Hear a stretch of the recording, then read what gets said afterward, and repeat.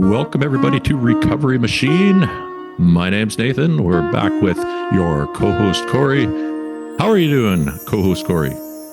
Hello. I'm doing pretty well. A busy life and a busy mind right now, but I'm checking some things off my to-do list, so that feels good. And I've got a great team of people around me, and that feels even better. So I'm really happy to be here with you and our guest today. Tell us who is joining us. Today we have Helen Jennens, and she's a member of Mums Stop the Harm. That's an organization here in BC, and we've been trying for a little while to get somebody from your organization, Helen, to come on and kind of tell us about it and give us a rundown on what goes on with Mums Stop the Harm. And you appear to be the lady for the job. So welcome.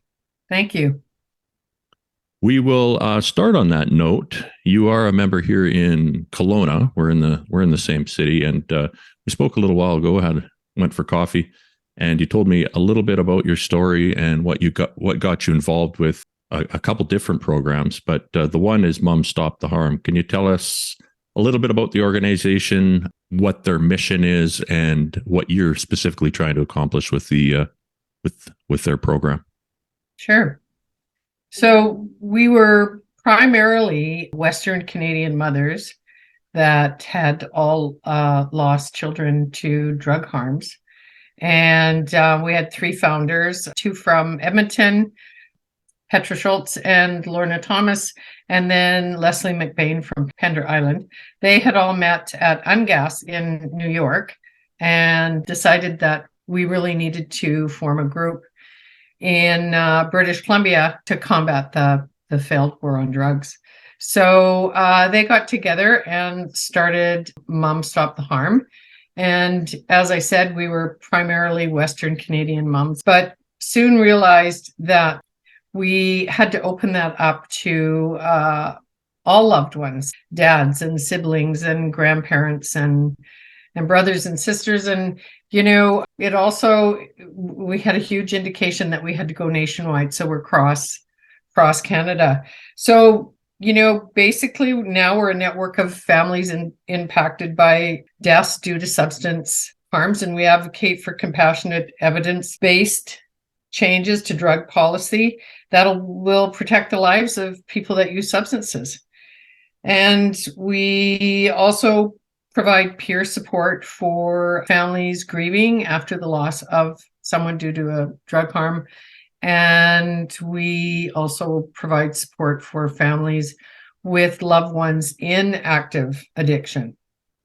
So we've grown and have our umbrella groups, our Stronger Together groups. As far as our mission or our goal, we call for an end to the failed war on drugs through, as I said, evidence-based prevention, treatment, and policy changes. And we support harm reduction approach that is both compassionate and non-discriminatory for people who use substances. And we believe that people that are using substances should be treated with compassion and respect, and no differently than any other medical issue. We want to decriminalize this situation, take it out of the legal justice system, and put it in the health system where it belongs. Right. So I was the 12th member to join in about April of 2016 after the loss of my second son, Tyler. And now to date, there are about 3,700 members across Canada. Oh, wow. So, I didn't realize it had gotten that large. That's huge growth. That's good. Yeah, that's a positive thing to hear and see. Yeah, I wonder. So, do you have a specific role in Kelowna that you play, or are you just? I know you mentioned that you've got.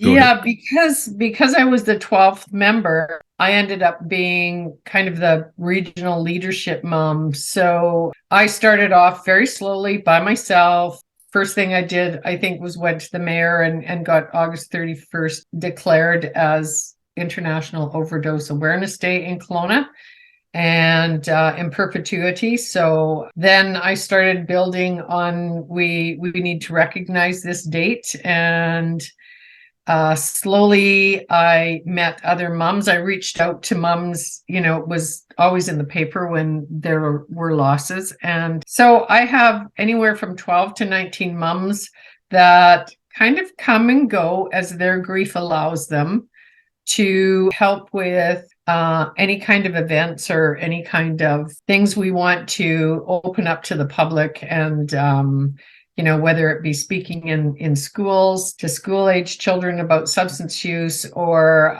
having events like we did on April 13th, which was the declaration of the state of emergency in British Columbia. So I am the go-to mom that is kind of the gatherer and weaver of our group, and things are, run by me, and then we put it to our group of moms. Can we actually get out there and do this? I'm also a member of our community action team. So the community action team, if you know anything about them, there's many key players from harm reduction teams, and John Howard Society would be involved, and Turning Point would be involved, and IH would be involved, and Can Do, and we all come together to discuss different ways to approach this toxic drug crisis. Okay. Yeah, that sounds like you're pretty busy. You also mentioned that you've got a bunch of peer support groups, and I didn't realize how many of those that your organization had put together. You said there's nearly 20 or something different groups. Yeah. We really like to involve the peers in, who can better tell us about the journey of substance use than peers and people with lived experience. It also helps them, if whether they're still in active use or working towards recovery, the connection really helps them. And we know that the opposite of addiction is connection. Mm-hmm. So that's a real driving force for me, is to be connected with moms that are suffering, with families that are suffering, with people on the street that are suffering, to connect to them as often as possible, and tell them they're not alone, and there really are people that care. Right. Is there any way that if somebody was looking to help with that peer support model, say in a facilitator role, or they were looking to connect with somebody through your organization, would they be able to do that just by going on the Mom Stop the Harm website? Or right. And we're always looking for facilitators for our support groups. So we have Healing Hearts, which supports families that have lost a loved one, and Holding Hope, which supports families that have a loved one in active substance use. And we're trying to develop both these groups in as many communities throughout British Columbia as we can. We did get a grant to do this work, and then we also ponied up with Interior Health and contracted with them to develop mostly the Holding Hope focused on youth in the Interior Health region. So we're really busy with those groups. We probably have 15 to 17 of both those groups in British Columbia at the moment. In remote communities where it's hard to find a facilitator and build these groups, we have virtual meetings over Zoom. So yeah, we try to be as available to as many people as possible. So you can go to first our Mom Stop the Harm website, and then you will see Stronger Together there with our Holding Hope and Healing Hearts. And it'll say, find a group in your region. And you can connect to us that way. And if anybody's ever interested in the facilitator role, we do some fairly great training and support for that. So our only requirement for a facilitator is that you belong to Mom Stop the Harm, because we need to know you're on the same page with our visions and goals, and that you have lost someone to drug harms, or Holding Hope have lived with someone in active use. So, your lived experience is all a part of your support. Right. That sounds like quite the undertaking, and good for you for taking on such a role. That can't be easy. And that's, I imagine, like you said, you're probably getting a little bit of support yourself through that, but it's also logistically probably pretty challenging. I know when we spoke before, you mentioned that you were for a while on the inquiry committee for the College of Pharmacy of BC. Is that a role that you still hold as a public board member? And what got you involved in that, if that's the case? Well, I can't even remember how I got the application, but it was to have a public member that would sit on the inquiry committee. So when there are complaints about a pharmacist or pharmacy, it will go in front of the college, and they'll do a big investigation, and then they take it out to a 5-member panel. 2 would be pharmacists, 1 would be a pharmacy technician, and then 2 public members. So we go through the whole incident, start to finish, and then we get together as a panel and we decide, what should happen with this pharmacist, whether it's remedial or, it's very egregious and we need to do something further. And it gave me a voice in a world that I understood quite well, because both my grandfather and father were pharmacists. But I was always interested in, medication and what it was used for and what the side effects might be. And so, yeah, I've had a voice there and have been able to bring some of my lived experience to that. I've been in that position for 5 years. I just entered my 6th year, which is 6 is the max you can do. So April of 24, I'll be finished with the college. But it's amazing to work for the college. I've learned a lot. I've always had a deep respect for the profession. I have an even deeper one. The guidelines and the rules that pharmacies and pharmacists have to follow are really intense, and with, protection of public in mind. Can you tell us about your son, Ryan? He's your eldest son, I believe, that you lost, and it was a prescription overdose in 2012. Did that have something to do with those guidelines not being followed, or is that something that motivated you to take on that role, or how did that work? Well, so Ryan, was a really sweet kid, a little bit shy, reserved. He was diagnosed with ADHD when he was about 13 and had some social anxiety, and I think just had a hard time finding where he fit in the whole world. And of course started to self-medicate with alcohol and then substances. It was like, don't fit in, but have a couple of beer, and now I'm the life of the party and everybody likes me. And that escalated into drug use. And this is back in 1987 when, drugs were real drugs. MDA was MDA and mescaline was mescaline, and, it was. And so he dabbled in all of it, I think. And I don't know to the depths of everything because, kids hide so much from their parents. So we went through many years of his substance use and all the issues that it caused for him. And I started looking for, support and help. And I think we had one child psychologist in town at that time, and which was the advice back then, when I look at it, was just so archaic and ridiculous. And anyways, when he was about 26, he got into a 12-step program. And for 8 years, he was alcohol and substance free, and really into his program, really loving the life. And then on his last motorcycle ride of the season, he was hit by a truck making an illegal left-hand turn, and his leg was crushed between the truck and the motorbike. And they really probably should have amputated his leg, but they left it.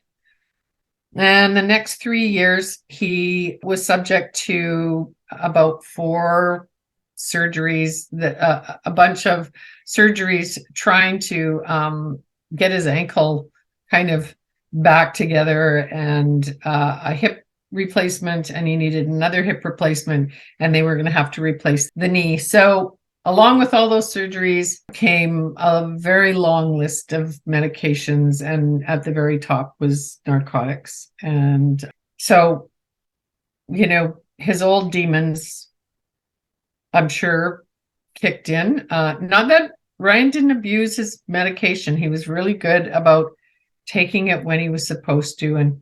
But and I'm sure, Nathan, you know this, every medication has a side effect, and for every side effect, there's another medication. So one of the side effects of the narcotics was he couldn't sleep, and he was agitated. He had high anxiety, so they gave him benzodiazepines, and he was on Effexor, and he was on Topramate, and he was on trazodone,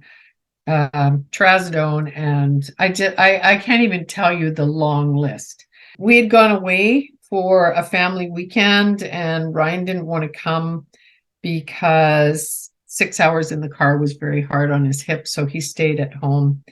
And I think at some point at the beginning of that weekend, he maybe tried to feel a little better, and he used some cocaine. So when I got home, I called him. He wasn't feeling very well. He said he had a headache and he was going to go to bed. And I said I'd be over the next morning to bring him, his freezer food. And I always cleaned up his apartment, and we played cards. And it was kind of my way of keeping on top of how he was doing. And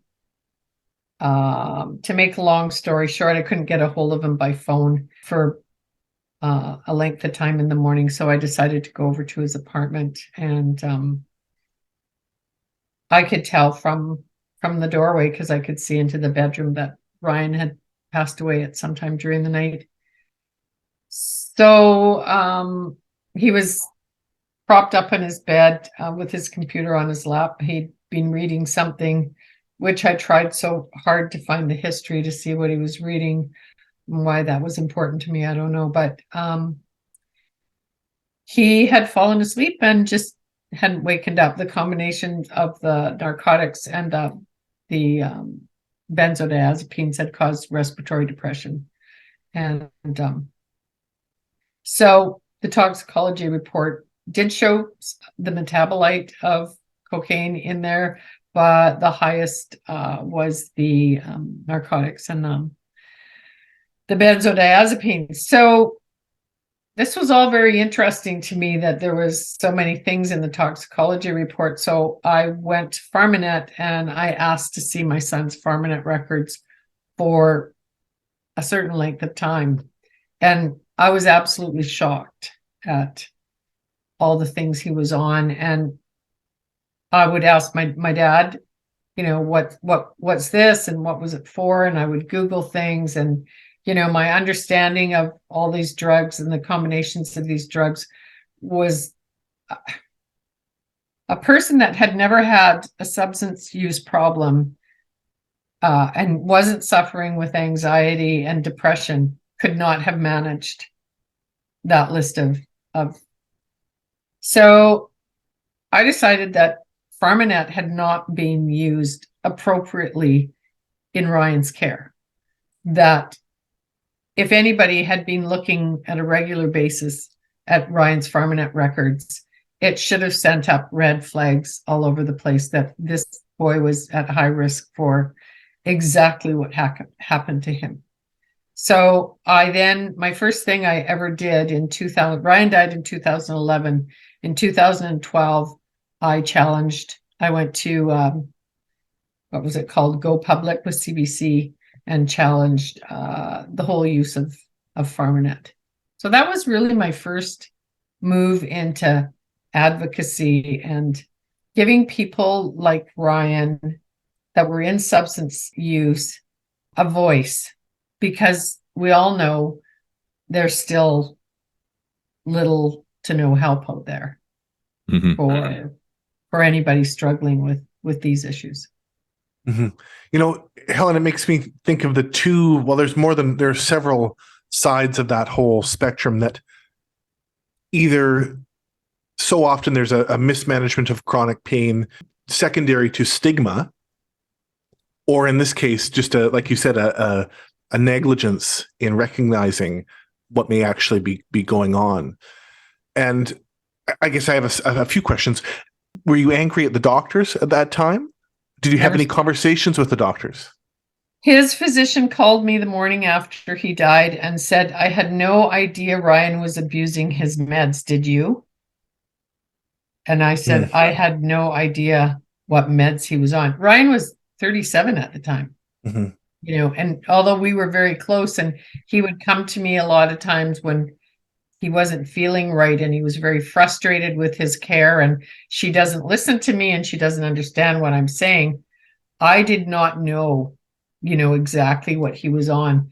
So I thought her call to me was very defensive. It was a very defensive move. She asked me if there was anything she could do for me, and I said never again. I went to my ex-family physician who was still working in the hospital, and I said to him, I need another doctor. I won't have anything to do with her. I did bring her up before the College of Physicians and Surgeons, and she got remedial disposition. She had to take a course in the safe prescribing of opiates, and also one in understanding and managing chronic pain. The college was very critical of her prescribing, particularly the amount of narcotics Ryan was given. The other thing I didn't understand about it all was I was very vocal from the day Ryan got hit from the motorcycle about his substance use issues, and that he legitimately needed things for pain, and it had to be monitored so well, or I knew where this would, lead back to. And I just didn't understand how they would give somebody that had had a problem with substances 90 hydromorph at a time. And he was taking 4 Zopiclone a day, Exoxapam, and hydromorph. And wow. And that, just those 3 things that I know about. Ryan should have had daily pickups or deliveries or blister packs at the least. So yeah, I thought it was all handled or mishandled, and I thought his death was very preventable had someone been diligent and done their job properly. Helen, being as connected to the community of individuals who have lost loved ones today, do you see that same defensiveness from the medical community? Do you see some of the same concerns, or has anything changed in that respect from what you've seen? Well, it's very different now that, the people I'm in contact with now are in deep addiction, and it's the toxic supply that's killing them. It's Ryan's situation was so different, and he didn't die from a toxic supply. He just died from really poor management and carelessness from physicians, in my mind, had gotten to this. You got 5 minutes, and if I can't refer you to a specialist, I'm going to get out my prescription pad and write you a prescription. And we saw the guidelines change in 2017, and we were way out here. The pendulum was way out here with Oxycontin, and the Purdue family marketed that so well, and convince pharmacy and physicians that this was a miracle drug and it was non-addictive and blah, blah, blah. We know the bullshit that was all part of that. And then 2017, they changed the prescribing guidelines, and the pendulum swung way over here. And all these people that we had created addiction for now could not get any drugs and were driven to the black market. And people that legitimately needed things for pain couldn't get things now and were driven to the black market. And our pendulum still hasn't kind of evened out in the middle where we can go case by case. I think physicians are scared of all the lawsuits that may rain down on them for poor prescribing. I always had so much faith in pharmacies, for pharmacists, just saying no. I think pharmacists were so intimidated by doctors sometimes that they didn't speak their full truth about, I remember Tyler had an accident and had surgery on his hand, and the surgeon had written a prescription for him, and I think Tyler was on an antidepressant or something, and he went to the pharmacy to pick it up, and the pharmacist said, "You can't take these two things together." And this pharmacist, the surgeon, was not happy that he was called out on this, and this pharmacist did not back down, and they changed his medication. So yeah, I think there's been so many issues there, and I tend to believe that physicians get very arrogant, and pharmacists, you do as we ask you to do. And I think it's great, those pharmacists that actually stand up and say, no, it's not right. It's not going to work. Yeah. Yeah. I'm glad that you said a moment ago about fear. I see, an issue with, like you've described with Ryan's family physician. And then I think about the policymakers in our province, at least, or our country, but in our province. The general theme there is a lack of courage. Yeah. A lack of courage to be bold and to make a change, or to stand up, or to use your voice, or to just reach out with empathy and not be so concerned about litigation. And I mean, imagine if Ryan's physician had approached you like a grieving human instead of with like a defensive response. What difference that could have made. Yeah, I mean, I could have seen us sitting down and talking about it, and I really needed that. I needed to, talk this through. And, because there was that metabolite of cocaine in there, there was never, I could have never ever gone and said, well, this physician killed my son. Yeah. Because somewhere, Ryan, and they were going to throw that in there and throw it at me, no matter, what I believed about what the physician did. I mean, I'm sure she just, when the toxicology report came out, she just went, whew, like, we can blame it on the cocaine. That was a very interesting scenario, when Ryan died and the coroners come, and his medication, he'd spilled it all out on the table beside his bed. So I knew that there was mass confusion there. So they gathered all the medication up and counted it and everything, put it in bottles and stuff like that. They stripped Ryan's room looking for things, and they did find this brand new, never been used pipe. And it was in a drawer somewhere. And so they gave me the drugs after they made their records, and I brought them home. And about 3 hours later, the RCMP arrived and said, we need to confiscate those drugs. There's a dangerous amount of narcotics in there. And I'm like, great. So you let my son have a dangerous amount of narcotics. Mm-hmm. Anyways, when I got the coroner's report, or the pathologist, and he writes, they write a note about exactly what happened. And he said, so at the scene, this is what was confiscated. And they listed all the medications, and they listed cocaine. And I said, no, there was no cocaine there.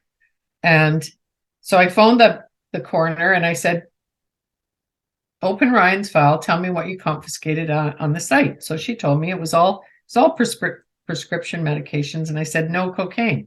She said, no, we didn't confiscate any cocaine. So she said, if you really want to clear it up, phone the RCMP. Went through the whole scenario with the RCMP. There was no cocaine. So I sent a letter to the pathologist, and I said, you have to amend this report, because there was no cocaine confiscated at that scene. And I thought that whole thing colored what happened. And they were going to blame it on the illicit instead of the prescription. Yeah.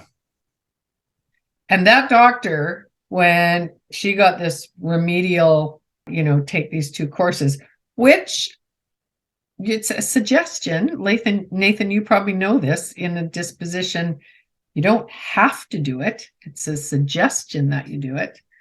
And I thought, 2 courses and my son's dead. It just did not balance. It didn't balance. Mm.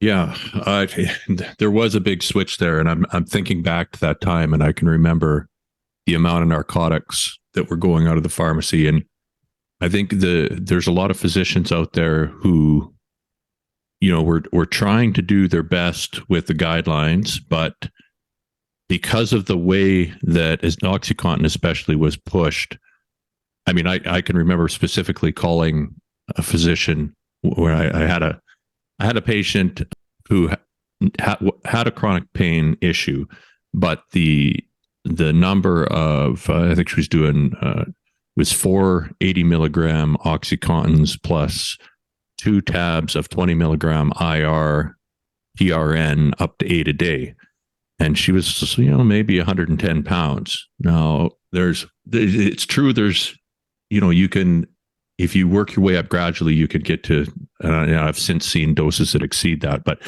the fact that her boyfriend would come in with her and he would pay for all the drugs in cash, and he had a big, the writing was pretty much on the wall as far as I was concerned. I could see what was happening. But when you talk to the doctor, you never know exactly what's going on. But I think there was some instances where there was, it was all the way to the side of doctors being involved in flagrant scams, like the doctor that got caught there in Ontario with $400,000 cash and 20 pails full of OxyContin in his Ferrari.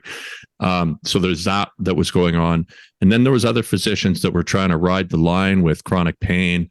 And because the way our medical system is and still is, I could see how things could get out of control. But then it comes back to, I know that PharmaNet would have been flagging, like when we process a script, it will come up, danger, danger, danger. But I mean, they flag everything. So it's the whole thing turns into this machine where it's kind of, we're trying to churn out scripts. The doctor's trying to get through the day, and people fall through the cracks. And then there's, there's doctors where when you're telling me they're on 4 Zopiclone at night to sleep and oxazepam and, some kind of a narcotic, today that would be considered outrageous. Like, I think you'd probably lose your license, maybe even for that. It's so far out of the guidelines, like that. There's no indication for 4 Zopiclone. If you're talking 7.5s, there's no indication for 30 milligrams plus a benzo. So yeah. And I would suspect that there are people who have, before the guidelines changed, there's probably a number of people who were chronic pain patients who got overprescribed and met the same fate, unfortunately. And now, yeah, you're right, with the pendulum swing, I think it's got a ways to go yet. So you had this going on with the loss of Ryan, and so you're advocating for better use of resources in the healthcare system.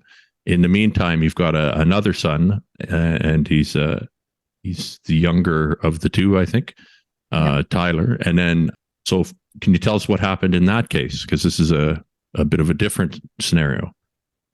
So Tyler was a totally different kid than Ryan. He was if you saw pictures of my kids together, you'd wonder if they were related, except that they both had the same cleft in their chin. Ryan was blonde with blue eyes, and Tyler had black hair and chocolate brown eyes. And Ryan was shorter, a little bit heavier set, and Tyler was 6'1", and he had major success in school and with athletics and friends, and he was a real adventurer when they were little kids. Even though Tyler was the younger, he was kind of the leader, and it would be Ryan that would run home and tell me, Mom, Tyler's climbed to the top of the tree and can't get down. Ryan would be the one that would come for help when Tyler had done something crazy. So he was very entrepreneurial and adventuresome. He got all his scuba diving tickets, including a saturation diving ticket. and started traveling the world with that, and then got very into rock climbing, and then fell in love with Thailand and ended up living in Thailand for 10 years, within a few months speaking fluent Thai, and one with the people, and loved it, and married a Thai girl, and had a little boy. And so was living a very idyllic life, had built a business over there, and they had a home. And then the tsunami hit the coast of Thailand on Boxing Day in 2004 and totally wiped out Tyler's business, his home, killed a lot of people he loved and worked with. And he sent his wife and his young boy home to us because of the threat of disease with all the things that had happened over there. And he stayed and helped the rebuild for some of his friends that were Thai and were always going to be there. And then he came home, and I think, was probably dealing with some post-traumatic stress that, we just didn't realize. And Tyler, being Tyler, would have never admitted that anything was going on in his life. And I think it was a real challenge for him. He came back, and, he's in his 30s, and he's got to build this business up again. He's got to build a business and house a family. And so he was doing that, built a masonry business that was doing really well, and got back to his Canadian lifestyle and was playing football on the weekends, and actually ruptured his Achilles playing football one Sunday afternoon, and had the surgery the next morning, and was sent home with a prescription of Oxycontin. And I think it was the perfect storm. Comes home with some post-traumatic stress. He's got the pain issues. Life is difficult, challenging. He's got a lot of worries, a lot of stuff on his plate, and he takes some opioids, and everything looks brighter. Everything's a little easier to deal with and to contend with. And I kind of saw it happening. And, back then I just knew nothing about opioid addiction. And I would talk to him about it. And, you got to stop taking these pills. And, and then his brother died, and his substance use escalated to heroin. And we spent the next 5 really tragic years trying to get help for Tyler. We had horrific things happen because of the substance use. He overdosed once, I think, which was almost a on purpose overdose, because he and his wife had split up, and he was fighting with his girlfriend, and he actually, got sick and aspirated, and ended up spending 9 days on life support in the hospital, and hung himself one afternoon from my balcony. And I don't know if that was in extreme withdrawal or something else going on, but his son Mac was 10 at the time, and Mac and I supported his body weight until first responders came. And there was just always constant traumas, assaults, and living in that world is dangerous. And you bring some of it home with you, and you leave the house and it happens to you. And so I was on this, trying to find the help Tyler needed without really understanding what that help was. Back then it was, my whole thing was, well, you just stop, you just stop taking the pills. You just stop doing it. Like, you've got a family, and we love you, and you love them, and why can't you just stop? And I had no idea what I was talking about. Unfortunately, it took me after he died to figure it all out. And so he lived with us. He and his son lived with us, and he got into a 12-step program, and I thought he was doing pretty well, but they got him to do a step 4. And I don't know if you know anything about the step program, but that's taking a moral inventory of yourself, and which is very hard to do when you've lived the life Tyler had been living. And I kept telling him, you're not ready for a step 4. Yeah, and you can't do it alone.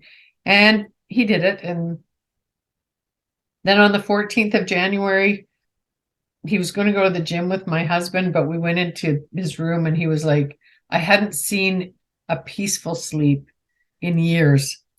And we just couldn't wake him up. And then everything went wrong for him after he woke up. My husband was out in Winfield working and his car was there, and I had my car downtown, and the friend that was going to pick him up and take them to a meeting didn't show up, and he didn't have a vehicle, and things just weren't working, and he decided to call Dial-A-Dope, and they deliver right to your home. And he thought he had bought 2 points of heroin, and it was actually 2 points of pure fentanyl. There wasn't a grain of heroin in it. So he would have used, thinking it was heroin, the same amount of heroin as he always used. And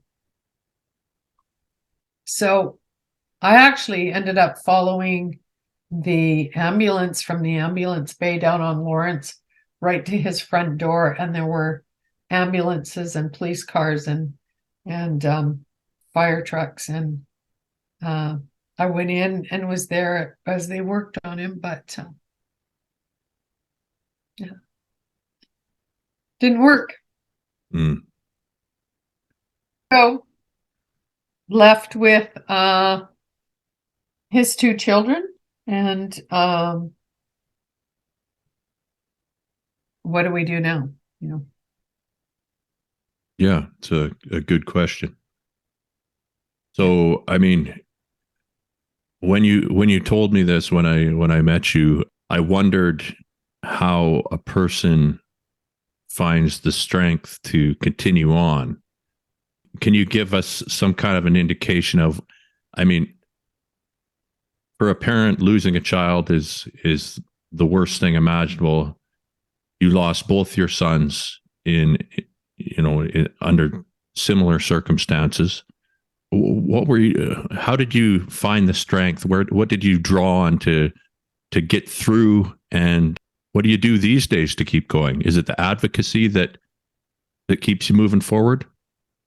Yeah, I think when Ryan died, I kind of didn't leave my front deck for about 2 years, and of course was starting in the struggle with Tyler at the same time, and then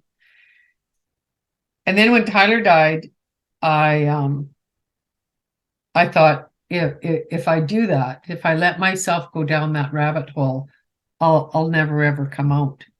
And I have a daughter that has a daughter, and I had these 2 grandchildren, and my parents are still alive, and siblings, and my husband, and somewhere in me I had this sense of responsibility I had to be there for these people. I was a key part of their lives. And so it was really quickly after Tyler died, I just knew I had to do something. And I was angry enough. I was, full of rage for so many things. And the system, number one, and of course I was all on the criminal side of it, and I wanted the dealer. I would have shot him if I could have found him. And so then I got approached by Mom Stop the Harm, and I started to learn all the things they learned and were teaching me. And I just knew that this was a battle I was going to take on in memory of my boys, in honor of their struggle, give them a voice they never ever had, and make sure that there weren't families like mine that were out there suffering the way we suffered, not just with their deaths, but with the use when they were, and all the trauma that caused, and the lying in bed at night waiting for the phone to ring and it be something really horrible. And I just knew if I could get out there and help save some families from this. It was something I needed to do. And I do it to honor my boys. I do it to help people save their children because, as mothers and parents, and particularly mothers, because that's what I know is being a mother, there's nothing more important to us than our kids and saving our kids. And we need help sometimes doing that. And there's never been more help out there than what these advocacy groups offer. The support and the knowledge and the teachings and the hand holding. And, I go to the hospital and sit with parents with their kids, just hanging on by a thread because of the substance use. And I go downtown and I help those people that live on the street. And the other day I took dilly bars to some kids that, it was hot and they have nothing, and half of them are nodding off. So I have naloxone kits and dilly bars. And, it's just, I need them to know that they're important and their lives matter. And I always think, had my boys ever ended up on the street, which they never did, I would like to think there would have been a mom out there or somebody that would have helped them. And so I'm that person out there doing that. And some days it's really triggering, and I go home and cry, and because the suffering is so awful to witness. And the deaths are, their suffering's over. It's just to watch them suffer before is so awful. So yeah, I think it keeps me moving forward. Some days I want to say, fuck it, it's not working. These people are going to die. There's nothing I can do about it. 100,000 people in British Columbia are using drugs, and we're not going to be able to save them. And then I change my focus to, okay, let's look at the kids and see how we can help with prevention and awareness. And I want to shake some of those adults that aren't paying attention and not having these conversations with their children about how important they are to them and how we need to keep them safe, and how open the line of communication has to be so we can have normalized conversations about what's actually happening out in the world, not what our rose-colored glasses want to tell us. What is actually happening out there? That seems to be a key component of every loss that I witness, is the obfuscation of communication by stigma. In both of your cases, if the doors of communication were open, even between you and your sons and your extended family, healthcare professionals, if there wasn't that fear of a shameful kind of judgment from another person, and they were able to discuss openly what they were going through, exactly what kind of drugs they were using, you got to think that would have made a difference. That, and having access, that goes all the way to the safe supply issue too. If we could grow up as a society and stop with this nonsense where we're pretending that people don't use drugs, if we could get rid of that idea and take a realistic look at the situation, and then move towards policy that allows people to, if whether it started from a prescription and now it's a chronic pain issue and their pain is not being met successfully through the usual routes, or whether it's a recreation thing, it really doesn't matter. What we need is a supply that's somewhat regulated, or ideally completely regulated. Well, you can go and get a regulated supply of cigarettes and alcohol and prescriptions from a drugstore, but you cannot go and get a regulated supply of it's poison. It's just toxic and poison. And I was never like, shame has never been a part of my, I've never been ashamed of my boys. Felt so badly for the wounds inflicted on them in life that made, it easier to get into, the self-medicating and the numbing and like killed me their suffering. But I was never ashamed of them, and I was never afraid to speak out about it or to have conversations, like now with my grandchildren. I mean, this is dinner conversation. Mm-hmm.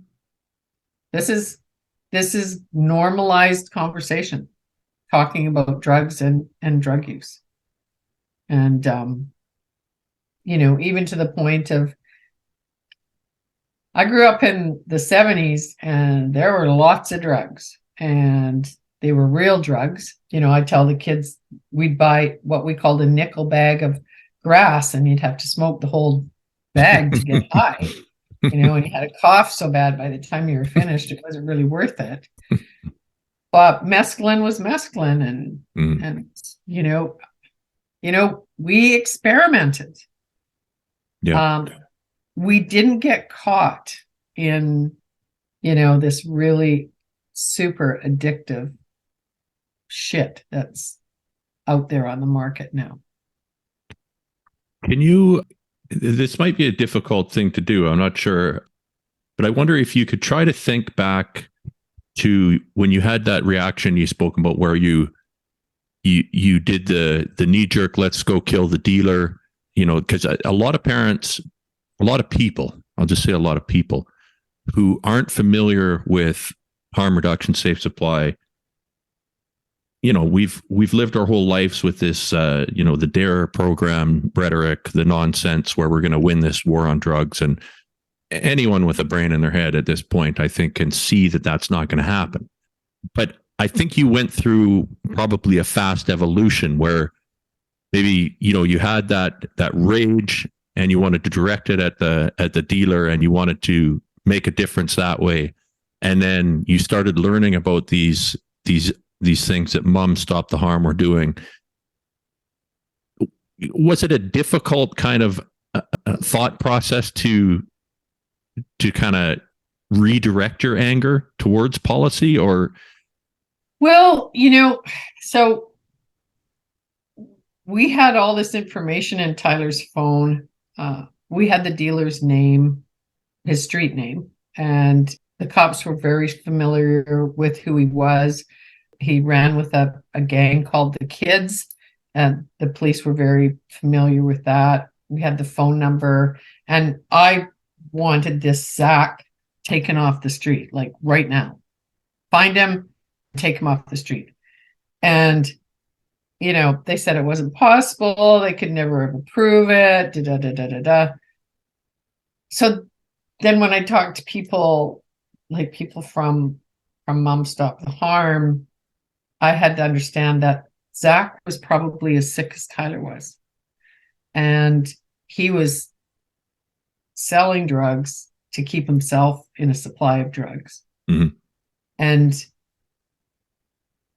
I have one thing I'll always hold out on. And if Zach knew it was 100% fentanyl, he could have given my son a chance at living by telling him that.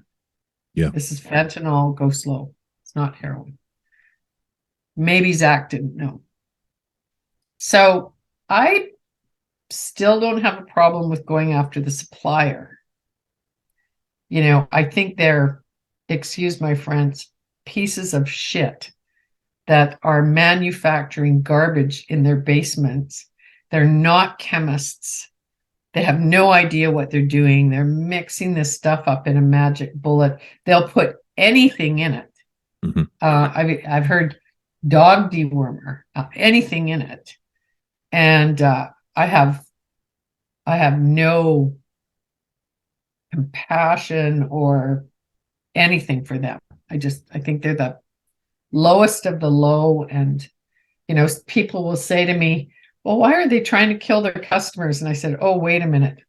Don't give them that much credit. Like, honest to God, these people don't have morals or ethics, and they don't care, and they don't take IDs. If you're doesn't matter if you're 12 years old, if you got $20 in your pocket, you're a customer. And that's the kind of stuff I hate. I have to acknowledge that Tyler, maybe in times of his life when things were desperate, he was selling drugs to keep himself in his own drugs. So it didn't take me long to make the switch from, it really isn't, it's more of a medical issue than it is a criminal justice one. And, our system will not recognize that mental health and substance use are dance partners. And, we don't necessarily know which one came first, but they're dance partners, and one's always leading. And what our system does, our siloed system, is you'll take somebody to the mental health side of things, or the brain health, which is the appropriate language now. And they'll say, no, this isn't for us. This is an addiction matter. So we take it over to addiction, and they say, oh, no, this is all brain health. You have to, these people have to work together on this problem. And so that's what I'm angry about now is we have some real good evidence about what would help in this situation. Decrim was a little bit of a joke because 2.5 milligrams, I don't think they were arresting for. And we know that people deeply entrenched in substance use at least 10 times that much in a day. And now we're forcing them to go out to different dealers into more dangerous situations more and more often. And I think it's going to fail after this 3-year exemption we've gotten. It's going to fail. It was never set up to save lives because it's still a toxic supply. So the only thing that really is going to save lives, if that's what mankind is interested in, is safer supply. Yep. And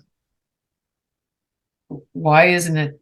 I mean, I know it's complicated. It's individual by individual. We can't just go and stand on the corner and be selling diacetyl morphine to people. Your tolerance is different than your tolerance, and it's got to be figured out and balanced, and we're going to connect you with a medical system that says you're not a dirty junkie that doesn't deserve help. You deserve help, and we're going to give it to you. Yeah. Helen, and I think my question actually fits in with what you're just talking about there. That I wanted to ask you about grief, how your grief was either received or communicated back to you with the exception of the Mom Stop the Harm community, but of the larger community of our province, or of your own, just in your world. My parents lost a child. My grandparents lost 2 children, and one of them was to cancer. It was sort of a nice, clean cancer scenario, and the other one was very much about mental health and substance use, and died as a result of complications of his mental health and substance use.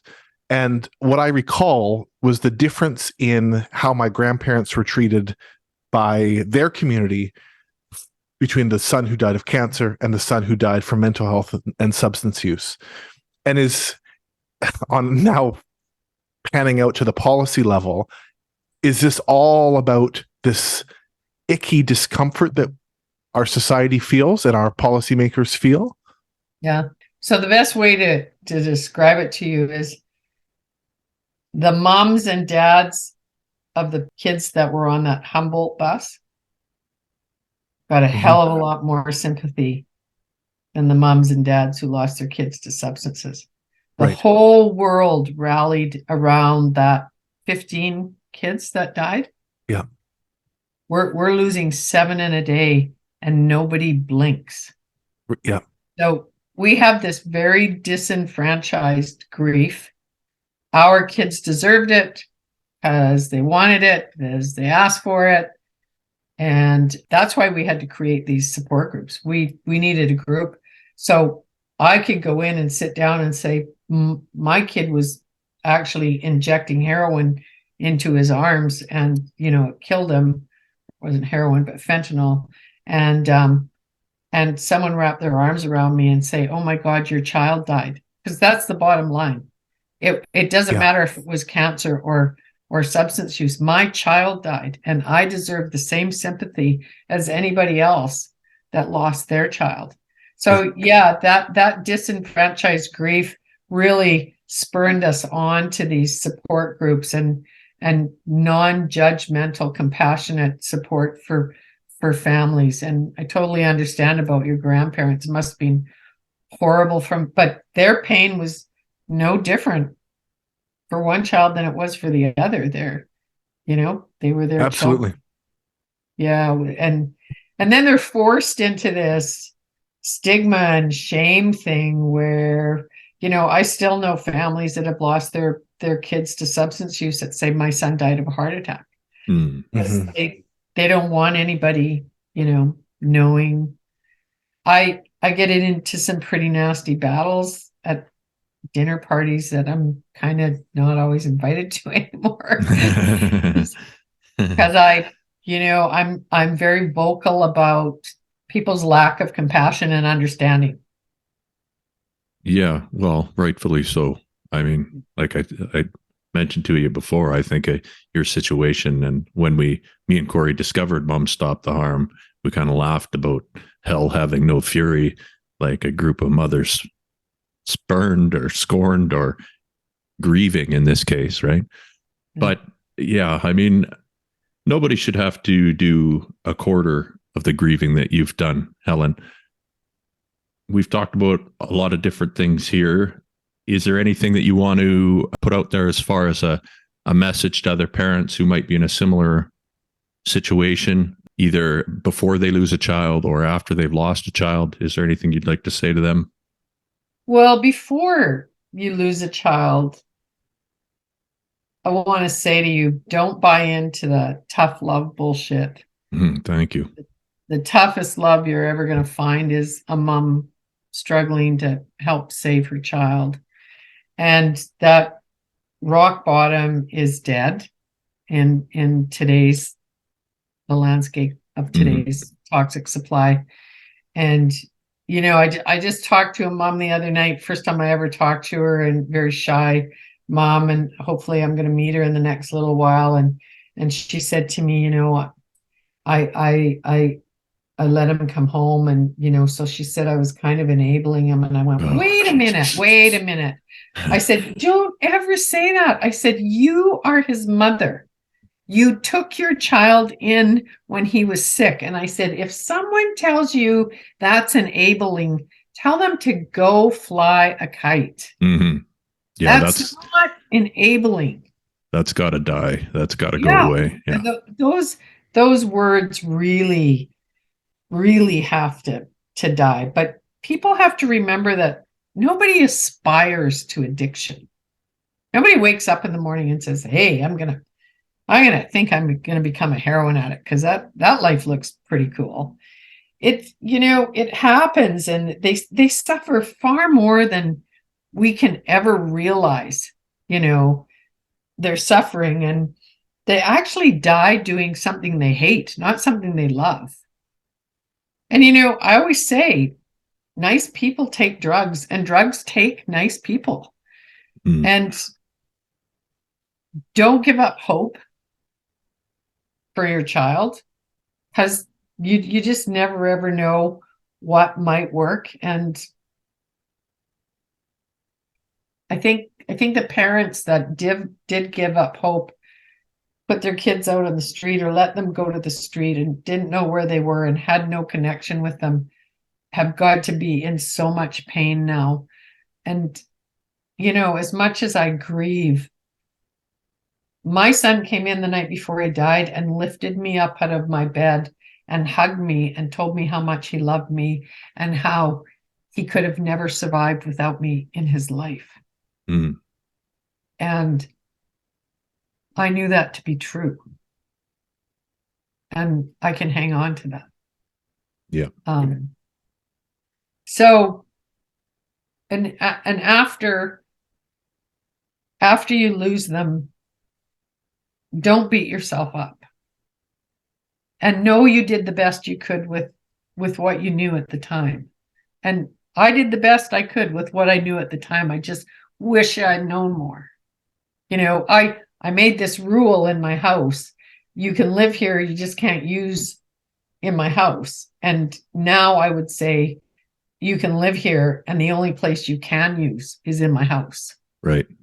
So I would be here if something were to happen to you. Of course. Yeah. So that message is, you know, and as far as talking to our general society, we have to, you know, learn compassion again and to be watching out for one another. We're all humans and we're all going to the same place. And I don't care how much money you have or don't have, we're all going to the same place in the end. And to help each other along the road, you know, and remember that stigma kills, and we have the ability to stop that and maybe change the way we view people who use substances and use people first language instead of, you know, the horrible junkie addict stuff that kept people hiding away in shame, you know, and find out about harm reduction. And you might not agree with every part of it, but there's a lot you would agree on, and learn about decriminalization and safe supply and understand it, and help us put pressure on the policymakers to do that and actually save lives. Absolutely. And how our government can stomach 7 deaths a day in British Columbia astounds me. Yeah. It astounds us too, believe me. Yeah. Fantastic message to end with, Helen. Those are tremendously wise words, and I hope that people heed them well. Was there anything else you wanted to mention about the work you're doing, or are you comfortable leaving it there? No, I think it's great. And I think it's great the kind of stuff you guys do, and the more prevention and awareness we can, you know, bring to this whole issue, that the better chance we'll have of someday. I don't know. I don't even know what that is, controlling it or not seeing it, or I think we're so far away from it, it just makes me sick to my stomach. But we got to try. I mean, yeah, we got to try. We got to try. So thanks you guys for what you do. And yeah. Well, thanks for joining us. And I know that wasn't an easy conversation, but you really, I think, will give some people something to think about there. So thank you so much for your time. And it's been a pleasure getting to know you. Thank you. Thank you, guys. Yeah, thank you, Helen. You're remarkable. And I know that our listeners will agree. And it's just been I'm grateful for what you've brought to us today. Great. For sure. Thank you. Okay, everybody, we'll leave it there, and we'll see you next time.